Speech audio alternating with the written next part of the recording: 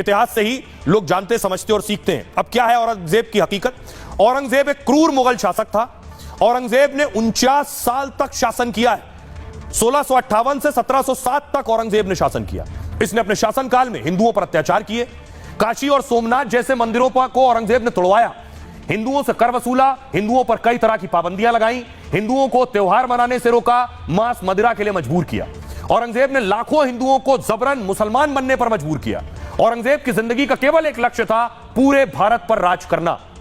औरंगजेब ने संभाजी महाराज की हत्या कराई।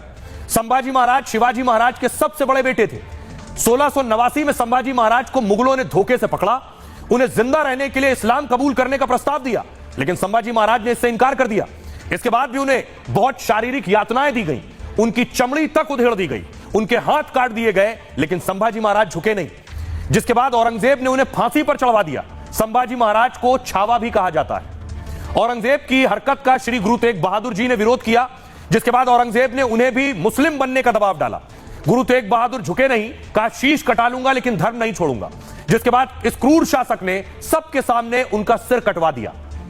सिर्फ कुछ लोगों का ही नहीं, अपने परिवार के साथ औरंगजेब ने क्या किया, इससे आप समझिए।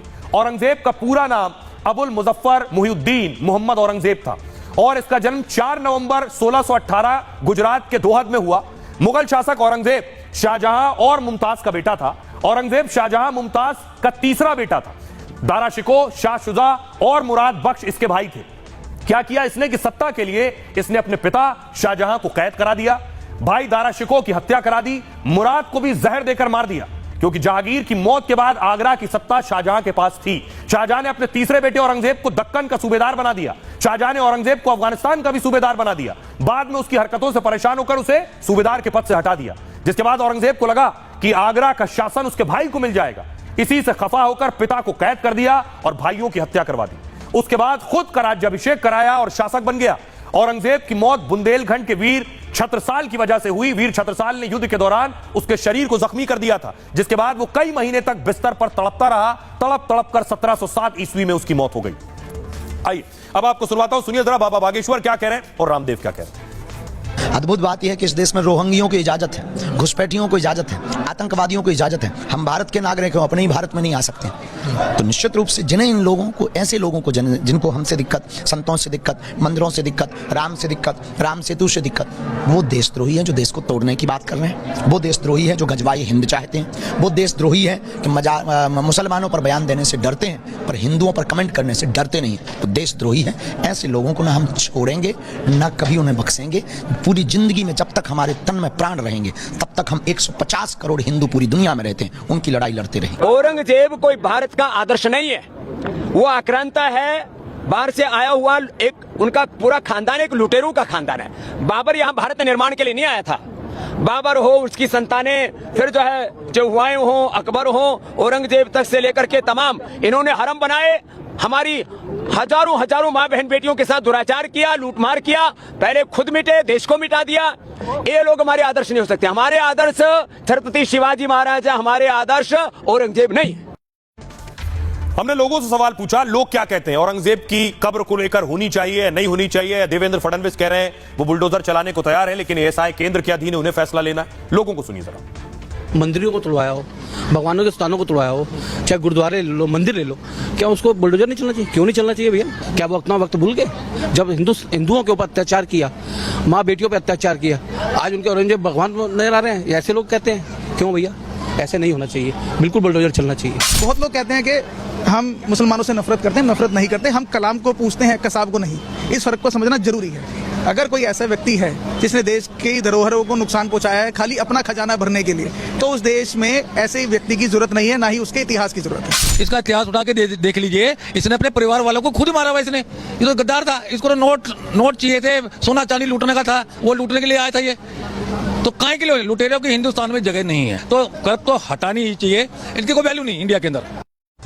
आइए अब आपको मिलवाने जा रहा हूं उन क्रूर शासकों से। औरंगजेब की तरह कुछ और शासक जो दुनिया में हुए, वो कौन से थे जो औरंगजेब से कम नहीं थे? चंगेज खां मंगोल शासक था। 1162 से 1227 तक इसने शासन किया। कुछ लोग चंगेज खान को सबसे क्रूर मानते हैं। चंगेज खान ने लाखों लोगों का कत्लेआम किया। चंगेज खान खुद अपनी तलवार से हत्या करता था।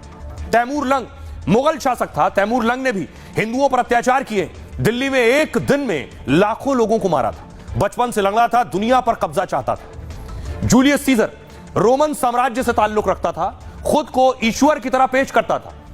49 ईसा पूर्व से 44 ईसा पूर्व तक पावर में रहा सीजर लोगों को शेर के पिंजड़े में फेंक देता था।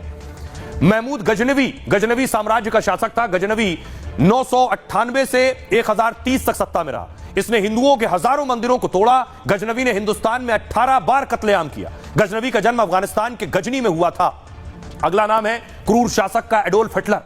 हिटलर 1933 में जर्मनी का शासक बना। 6 साल में इसने 60 लाख यहूदियों की हत्या की। 60 लाख यहूदियों में से 15 लाख केवल बच्चे थे। बेनिटो मुसोलिनी इटली का सबसे क्रूर शासक था। इसने अपने लाखों विरोधियों की हत्या करवाई। 1922 से लेकर 1943 तक इटली पर शासन किया। वो इतना क्रूर था कि लोगों ने उसकी पत्नी समेत उसकी हत्या की और 16 और सहयोगियों की भी हत्या कर दी थी। आइए अब आपको सुनाता हूं, औरंगजेब पर बवाल हो रहा है जो ऐसा ही क्रूर शासक था। सुनिए जरा क्या कह रहे हैं सियासतदान। औरंगाबाद का नाम जिस तरीके से बदलकर हमारे भगवान संभाजी महाराज के नाम पे रखा है, जल्द से जल्द जो कब्र औरंगाबाद में औरंगजेब की है वो उखाड़ के फेंक दीजिए और जिसे इतनी प्यारी है वो अपने घर में जाके वो कब्र सजा लीजिए। जो आज की राजनीति भारत के अंदर पैदा हो गई है, अगर आप औरंगजेब का नाम लेंगे तो आप जेल में भी जा सकते हैं, आपके खिलाफ FIR भी हो सकती है, आपके खिलाफ केस रजिस्टर भी हो सकता है। आसाम के अंदर MP को पिटाई भी की जा सकती है, महाराष्ट्र के अंदर असेंबली मेंबर की मेंबरशिप भी जा सकती है। लेकिन अगर देश के अंदर गॉडसे की तारीफ कर देंगे तो भारतीय जनता पार्टी आपको पार्लियामेंट का टिकट देगी। सबकी भावना है, हर हमको किसी को लगता है कि उस गांधी जी की कब्र हमारे इधर क्यों रखनी चाहिए। मगर अभी हमारे मुख्यमंत्री जी और हमारी सरकार की भूमिका स्पष्ट है। अभी कभी का क्या होगा, कैसे होगा, वो आपके बोले बिना होगा। क्योंकि जब कोई भी गढ़ किलों के ऊपर जब कोई कार्रवाई हुई है तभी आपको बताया गया है क्या सुबह 5 बजे हुई है, 6 बजे हुई है। तो इसी तरीके से एक बार सुबह सुप्रभात या तो गुड मॉर्निंग हो जाएगी। जो अंग्रेजों के साथ कंधे से कंधा मिलाकर खड़े रहे, उनकी चापलूसी करते रहे, उस संगठन से उपजे हुए नेता किसी को प्रवचन नहीं दे सकते कि इस देश का हीरो कौन है और कौन हीरो नहीं है। आइए खबरों में आगे बढ़ते हैं। आज की एक और बड़ी खबर है।